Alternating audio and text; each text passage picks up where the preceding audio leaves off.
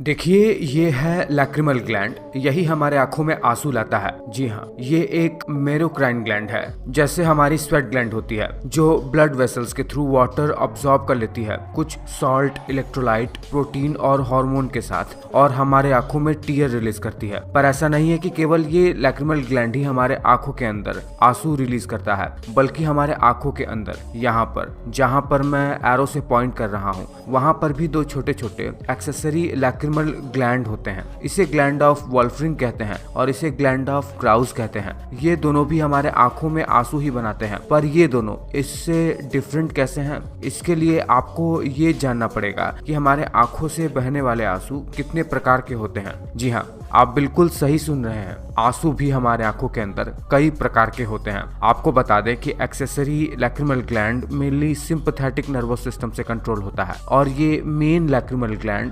Parasympathetic और sympathetic दोनों ही प्रकार के नर्व सिस्टम से कंट्रोल होता है। देखिए, जो पहले प्रकार का टीयर होता है जो हमेशा हमारी आंखों में बना रहता है, उसे बेजल टीयर कहते हैं। देखिए, हमारे आंखों के ऊपर हमेशा आंसुओं की 3 लेयर बनी रहती है। इन्हीं 3 लेयर में जो एक्वियस लेयर होती है वो इसी बेजल टीयर की लेयर होती है। ये बेजल टीयर हमारा जो एक्सेसरीज ग्लैंड है, वॉल्फरिंग ग्लैंड और क्राउज ग्लैंड, वहां से रिलीज होते हैं। ये दो छोटे छोटे ग्लैंड है। दूसरे प्रकार का जो टीयर है उसे रिफ्लेक्स टीयर कहते हैं। जैसा कि आप इसका नाम सुन रहे हैं, रिफ्लेक्स टीयर। इसमें आंख स्वयं को किसी भी प्रकार के कीटाणु या इरिटेंट से बचाने के लिए, कोई भी गंदगी जब हमारी आंखों में चली जाती है तो उसे निकालने के लिए ये रिफ्लेक्स टीयर रिलीज करता है, ताकि आंख हमारा इन सभी इरिटेंट से साफ हो जाए।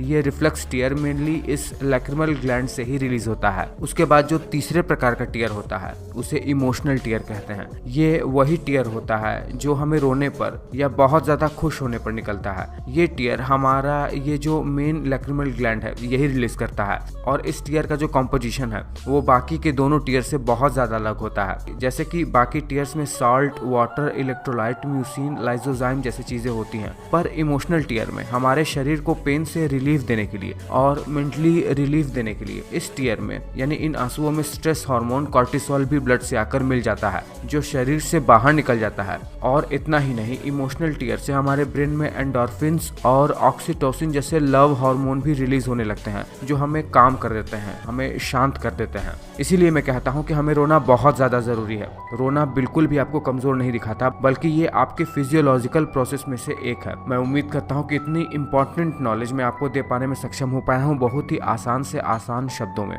आप अपनी प्रतिक्रिया जरूर दीजिएगा इस वीडियो पर।